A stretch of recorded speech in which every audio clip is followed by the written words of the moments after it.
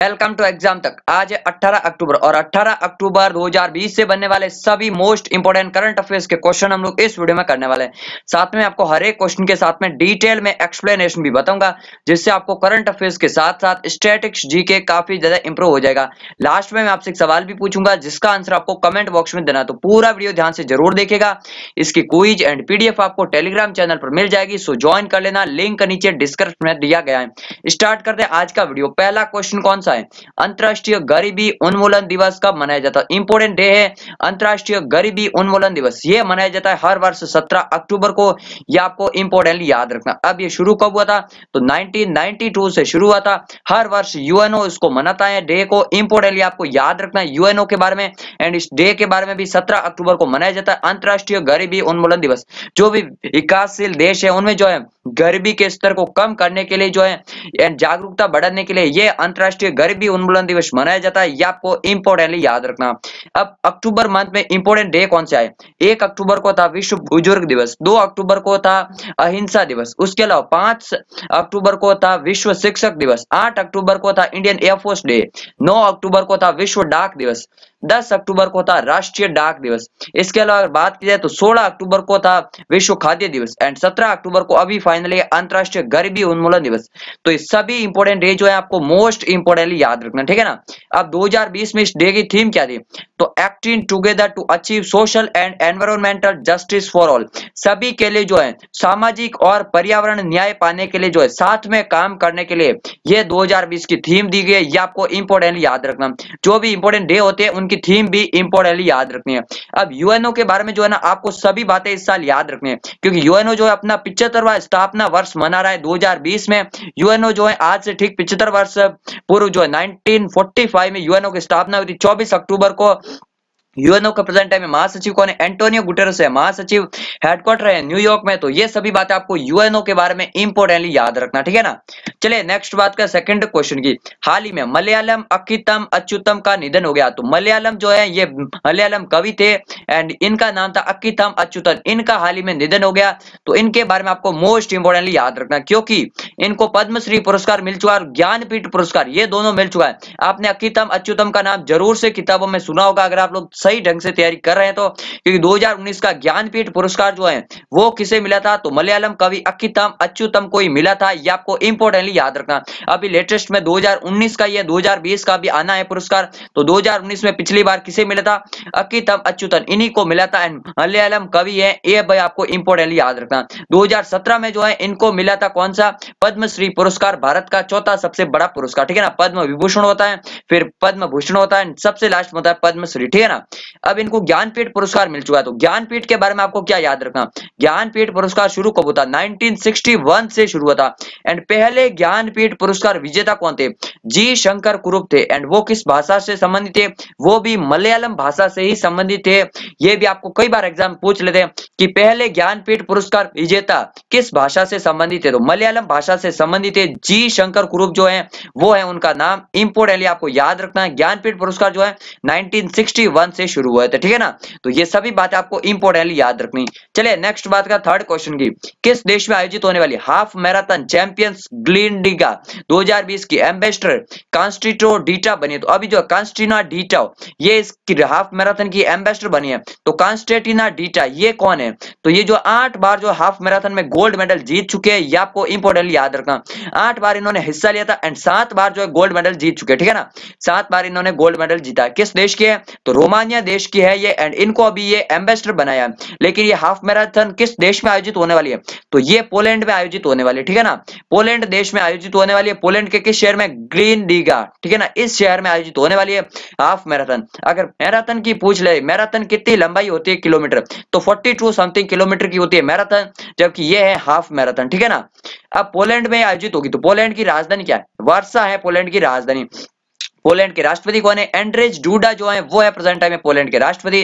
Poland की मुद्रा क्या है? पोलिश ज़्लोटी जो है वो है यहाँ की मुद्रा। सभी बातें आपको पोलैंड से संबंधित याद रखनी है। यूरोप महाद्वीप में स्थित है पोलैंड, ये भी आपको इंपोर्टेंटली याद रखना, ठीक है ना। चलिए नेक्स्ट बात का चौथे क्वेश्चन की। किसका कार्यकाल एनटीपीसी के सीएमडी के रूप में 2025 तक बढ़ा दिया है?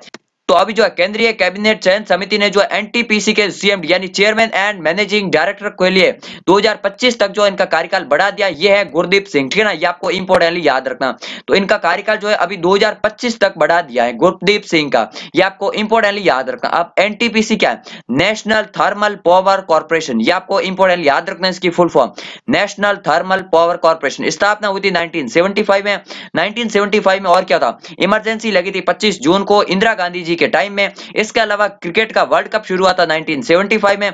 वर्ल्ड में जो इतिहास की इंपोर्टेंट डेट्स होती है ना, जो साल होते हैं, वो आपको इसी तरह से एक दूसरे से रिलेटेड करके याद करनी है ताकि आपको अच्छे से याद हो जाए। अब एनटीपीसी जैसे यहाँ पर आ गया तो मैंने आपको बता दिया साथ में इमरजेंसी कब लगी थी। इसके अलावा अगर बात की जाए तो 1975 में जो क्रिकेट वर्ल्ड कप शुरू हुआ था, इमरजेंसी कितनी बार लग चुकी है? 3 बार लग चुकी है अभी तक, ठीक है ना। तो ये सभी आपको याद रखना। आर्टिकल कौन सा है? 352 है इमरजेंसी का आर्टिकल, ठीक है ना। अब एनटीपीसी का हेडक्वार्टर का है तो नई दिल्ली में है एनटीपीसी का हेडक्वार्टर, ये भी आपको इंपोर्टेंटली याद रखना। फ्रेंड्स, जो करंट अफेयर्स के वीडियो होते हैं आपके सभी एग्जाम्स के लिए, Delhi police, SSC, banking, railway, PCS, air force, navy, इन सभी एग्जाम्स के लिए मोस्ट इंपोर्टेंट होता है, क्योंकि यहाँ पर आपको करंट अफेयर्स तो मिलता ही है, साथ में आपको स्टैटिक्स, जीके काफी ज्यादा मिलता है, चाहे हिस्ट्री हो, पॉलिटी हो, सभी से जो है ना आपको क्वेश्चंस बनते हैं। इंपोर्टेंट क्वेश्चन जो होते हैं, जो स्टैटिक्स, जीके में आते हैं, वो आपको यहाँ पर रेडी होते हैं। तो आप लोग जरूर रोजाना करंट अफेयर्स का वीडियो देखिए एंड इसके लिए आपको चैनल को सब्सक्राइब करके बेल आइकन को दबा देना है और अपने सभी दोस्तों के साथ इस वीडियो को, हमारे चैनल को शेयर करिए एंड सभी को सब्सक्राइब करवाइए, ठीक है ना। चलिए नेक्स्ट बात का 5वें क्वेश्चन की, भारत में फिलिस्तीन शरणार्थियों के लिए यूएनआरडब्ल्यूए को कितने मिलियन डॉलर की सहायता दी है? अभी जो है भारत ने फिलिस्तीन के जो लोग हैं, जो शरणार्थी है, उनके लिए यूएनआरडब्ल्यूए को $1 मिलियन की सहायता राशि दी है। ये आपको इंपोर्टेंट याद रखना, ठीक है ना। अब यूएनआरडब्ल्यू क्या है? तो यूनाइटेड नेशन की एक एजेंसी है, United nation relief and work agency, जो कि अभी पिछले काफी टाइम से फिलिस्तीनी शरणार्थियों के लिए काम कर रही है। इसलिए भारत सरकार ने इनको जो है $1 मिलियन की सहायता राशि दी है, ठीक है ना। अब यूएनआरडब्ल्यू का हेडक्वार्टर का है तो जॉर्डन की राजधानी अम्मान में है इसका हेडक्वार्टर। कमिश्नर जनरल कौन है प्रेजेंट टाइम इसके हेड? मतलब तो फिलिप लाजारिनी जो है वो हेड, इतना इंपोर्टेंट नहीं है, आपको हेडक्वार्टर इंपोर्टेंट याद रखना है। कहां पर है? जॉर्डन की राजधानी अम्मान में, ठीक है ना। चलिए नेक्स्ट बात का 6ठे क्वेश्चन की, हाल ही में एक्सिम बैंक ने किस देश को $400 मिलियन का ऋण दिया है? तो एक्सिम यहाँ पर ई होता है एक्सिम बैंक, यानी कि export import bank of India ने किस देश को? तो अभी जो है मालदीव को $400 मिलियन का ऋण दिया है, ये आपको इंपोर्टेंटली याद रखना। अब इस ऋण में जो है मालदीव में विभिन्न तरह के कार्यक्रम, जैसे एयरपोर्ट का निर्माण होना है, सबसे बड़े क्रिकेट स्टेडियम का निर्माण मालदीव में होना है, तो इन सभी के लिए जो है $400 मिलियन का ऋण दिया अभी मालदीव को, ये आपको इंपोर्टेंटली याद रखना। अभी जो भारत अपने पड़ोसी देशों को जो है हेल्प कर रहा है, क्योंकि ये जो है विदेश नीति है एक तरह से। चाइना भी जो है मालदीव, श्रीलंका, इन देशों पर काफी ज्यादा फोकस किए हुए हैं, क्योंकि हिंद महासागर में इंडिया को वो घेरना चाहता है। जबकि अभी जो इंडिया ने भी म्यांमार को भी एक पनडुब्बी दी है, आगे मैं आपको बताऊंगा। तो इसीलिए जो अभी इंडिया, चाइना दोनों ही इन देशों से जो है खासकर दोस्ती बनाए रखना चाहते हैं, ठीक है ना। अब मालदीव को सहायता दी है तो मालदीव की राजधानी क्या है? मोले है यहाँ की राजधानी। यहाँ का क्षेत्रफल कितना? 297.8 किलोमीटर स्क्वायर। एशिया का सबसे छोटा देश पूछ लिया जाए क्षेत्रफल की दृष्टि से तो मालदीव है। मालदीव की मुद्रा क्या है? तो मालदीव रुपया यहाँ का मुद्रा। एंड किस महाद्वीप में? तो एशिया महाद्वीप में स्थित है, हिंद महासागर में स्थित है। मालदीव के राष्ट्रपति कौन है? इब्राहिम मोहम्मद सोली जो है वो है मालदीव के प्रेजेंट टाइम में राष्ट्रपति। अब एक्सिम बैंक ने ये सहायता दी है तो एक्सिम बैंक की फुल फॉर्म ने आपको बता दी है, export import bank of India, ठीक है ना। अगर बात की जाए इसकी तो स्थापना कब हुई थी? 1982 में इसकी स्थापना हुई थी। सीईओ है डेविड रास्कुइना जो है वो है इसके प्रेजेंट टाइम में सीईओ। कौन है? डेविड रास्कुइना। इसका हेडक्वार्टर का तो बॉम्बे में है इसका हेडक्वार्टर, ये भी आपको इंपोर्टेंटली याद रखना है। एक्सिम बैंक एंड मालदीव दोनों के बारे में ये सभी डिटेल्स आपको इंपोर्टेंटली याद रखना, ठीक है ना। चलिए नेक्स्ट बात का 7वें क्वेश्चन की, हाल ही में किस राज्य ने ग्रामीण अर्थव्यवस्था को बढ़ावा देने के लिए फ्लिपकार्ट के साथ समझौता किया? अभी फ्लिपकार्ट के साथ समझौता क्या है? जम्मू कश्मीर राज्य ने, ये आपको याद रखना। जम्मू कश्मीर यूटीएफ मैं आपको बता दूं कि यानी कि केंद्र शासित प्रदेश है, ठीक है ना। लेकिन जम्मू कश्मीर ने अभी समझौता किया फ्लिपकार्ट के साथ। जम्मू कश्मीर जो है गांवों में जो भी उद्योग है, छोटे लेवल पर जो उद्योग है, उनको जो है उनके उत्पादन के लिए जो बढ़ावा देने के लिए एक प्लेटफॉर्म देने के लिए फ्लिपकार्ट के साथ समझौता किया। यानी कि गांवों में जो भी चीजें उत्पादित होती है लोकल स्तर पर, उनको फ्लिपकार्ट पर जो है रजिस्टर करेंगे एंड यहाँ पर फ्लिपकार्ट से लोग जो है ऑनलाइन मंगवा सकते हैं। तो इसलिए ग्रामीण अर्थव्यवस्था को बूस्टअप देने के लिए अभी जम्मू कश्मीर राज्य ने फ्लिपकार्ट के साथ ये समझौता किया है, ये आपको इंपॉर्टेंटली याद रखना। अब जम्मू कश्मीर ने क्या, तो जम्मू कश्मीर की राजधानी क्या है, श्रीनगर एंड जम्मू है यहाँ की राजधानी। इसके अलावा अगर बात की जम्मू कश्मीर के उपराज्यपाल कौन है, मनोज सिन्हा है जम्मू कश्मीर के उपराज्यपाल। चेनानी नासरी टनल कहां पर है, तो वो भी जो है जम्मू कश्मीर में है। इसके अलावा दाचीग्राम अभ्यारण्य जो है वो कहां पर है, जम्मू कश्मीर में है। डल झील, वुलर झील कहां पर है, जम्मू कश्मीर में है, ठीक है ना। अब फ्लिपकार्ट के साथ समझौता क्या, तो फ्लिपकार्ट की स्थापना कब हुई थी, अक्टूबर 2007 में स्थापना हुई थी। आईआईटी दिल्ली के दो स्टूडेंट सचिन बंसल एंड बिन्नी बंसल, इन दोनों ने इसकी शुरुआत की थी। प्रेजेंट टाइम में सीईओ है कल्याण कृष्ण मूर्ति, ठीक है ना। तो ये आपको फ्लिपकार्ट के बारे में भी याद रखना है। चलिए नेक्स्ट बात का 8वें क्वेश्चन की, किसने हाल ही में कपिला नाम से कार्यक्रम लॉन्च किया, तो अभी जो कपिला कार्यक्रम ये क्या है मैं आपको बता दूं, तो कपिला कार्यक्रम जो है अभी रमेश निशांक पोखरियाल, ये कौन है, शिक्षा मंत्री, इन्होंने जो है अभी लॉन्च किया 15 अक्टूबर को डॉक्टर एपीजे अब्दुल कलाम की जयंती पर ये शुरू किया है, मतलब उनकी जयंती पर ये शुरू किया है कपिला कार्यक्रम। तो इसकी फुल फॉर्म है Kalam program for intellectual properties literature and awareness campaign, जो बौद्धिक संपदा के प्रति जो है एंड इसके अलावा इन्वेंशन को बढ़ावा देने के लिए, स्टूडेंट्स में ये जागरूकता फैलाने के लिए, आविष्कार को पेटेंट कराने के लिए ये कपिला नाम से अभी कार्यक्रम लॉन्च किया है शिक्षा मंत्रालय ने, रमेश निशांक पोखरियाल ने। ये आपको इंपॉर्टेंट याद रखना। अभी रमेश निशांक पोखरियाल ने हाल ही में इंग्लिश प्रो मोबाइल ऐप भी लॉन्च किया था, वो भी आपको इंपॉर्टेंटली याद रखना है। इसके साथ ही जो अभी शिक्षा मंत्रालय ने 15 से 23 अक्टूबर को बौद्धिक संपदा साक्षरता सप्ताह के रूप में मनाने का निर्णय लिया है, ये भी आपको याद रखना। 15 से 23 अक्टूबर के बीच में जो है बौद्धिक संपदा साक्षरता सप्ताह मनाया जा रहा है, ये आपको इंपॉर्टेंटली याद रखना, ठीक है ना।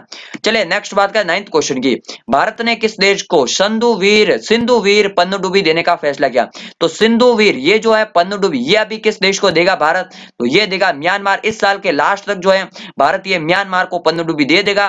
तो ये जो है भारत की एक विदेश नीति का रणनीति का हिस्सा है, क्योंकि म्यांमार जो है समुद्री पड़ोसी देश है एंड हिंद महासागर में जो है ये इंपॉर्टेंट रोल अदा करता है, स्पेशली बंगाल की खाड़ी हिंद महासागर में, ठीक है ना। तो इसीलिए जो है ये सिंधु वीर जो है पनडुब्बी दी है म्यांमार को, ये आपको इंपॉर्टेंटली याद रखना।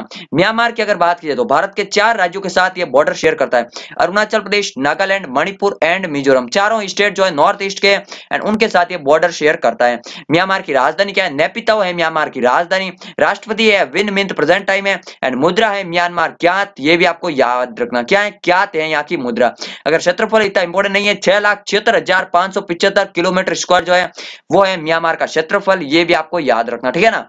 चलिए नेक्स्ट बात का आज के लास्ट क्वेश्चन की, हाल ही में किसका निधन हो गया जिन्हें गुजरात की कोकिला के नाम से जाना जाता है, तो इंपॉर्टेंट है गुजरात की कोकिला के नाम से जाने जाने वाली कौमुदी मुंशी का हाल ही में निधन हो गया है। इनका नाम आपको इंपॉर्टेंटली याद रखना, ठीक है ना। हालांकि ये जो है रियली में उत्तर प्रदेश राज्य से संबंधित थी, लेकिन ये जो है बाद में बॉम्बे आ गई थी एंड गुजरात की कोकिला के नाम से इन्हें जाना जाता है कौमुदी मुंशी को, इसीलिए आपको इनका नाम इंपॉर्टेंटली याद रखना, ठीक है ना। अगर बात की जाए गुजरात की, तो राजधानी क्या है, गांधीनगर है यहाँ की राजधानी। सीएम है विजय रूपाणी, गवर्नर कौन है, आचार्य देवव्रत है यहाँ के प्रेजेंट टाइम में गवर्नर। ये सभी बातें आपको गुजरात के बारे में भी याद रखनी है। फ्रेंड्स अगर आपको टास्क नहीं याद है तो 2 दिन से मैं आपको बता रहा हूँ, आप लोग जो है वीडियो को शेयर बिल्कुल भी नहीं करते। जो यूट्यूब का स्टूडियो होता है वहां पर हम लोग देख पाते हैं कि कितने लोगों के साथ शेयर हो रहा है, तो आप लोग शेयर बिल्कुल भी नहीं करते। प्लीज फ्रेंड्स आपसे रिक्वेस्ट है, अगर यहाँ तक आपने वीडियो देखा है इसका मतलब आपको वीडियो अच्छा लगता है, डेली वीडियो जरूर देखिएगा। अगर चैनल सब्सक्राइब नहीं किया तो कर लीजिए और अपने सभी दोस्तों के साथ जो भी आपके पास स्टडी ग्रुप्स हैं व्हाट्सएप, टेलीग्राम एंड फेसबुक पे, वहां पर एक बार जरूर से वीडियो को शेयर कीजिए, चैनल को शेयर कीजिए, दोस्तों को बताइए कि एग्जाम तक चैनल को सब्सक्राइब कीजिए। ये जो करंट अफेयर्स के वीडियो होते हैं यहाँ पर आपको काफी ज्यादा जो है जीके इंप्रूव होता है, ठीक है ना। चलिए अब मैं आपको कल के सवाल का आंसर देता हूँ। आज का क्वेश्चन पूछता हूँ, कल मैंने कौन सा क्वेश्चन पूछा था, विश्व छात्र दिवस कब मनाया जाता है, 15 अक्टूबर को मनाया जाता है डॉक्टर एपीजे अब्दुल कलाम की जन्म तिथि पर एंड 2010 से शुरू हुआ था, यूएनओ इस डे को मनाता है। तो ये भी आपको याद रखना, कौन मनाता है, यूएनओ मनाता है पूरे वर्ल्ड लेवल पर विश्व छात्र दिवस। अब आज का क्वेश्चन कौन सा है, अंतरराष्ट्रीय सौर संगठन आईएसआई इंटरनेशनल सोलर अलायंस का अध्यक्ष कौन बना है, इसकी स्थापना कब हुई थी, अंतरराष्ट्रीय सोलर संगठन का हेडक्वार्टर कहां पर है, सभी बातें आपको कमेंट बॉक्स में जरूर लिखनी है, भले ही आपको आती है नहीं आती है, जितना भी आता है आप लोग कमेंट बॉक्स में जरूर लिखिए एंड चैनल को सब्सक्राइब जरूर कर लीजिए। मिलते हैं एक नए वीडियो में, तब तक के लिए जय हिंद जय भारत।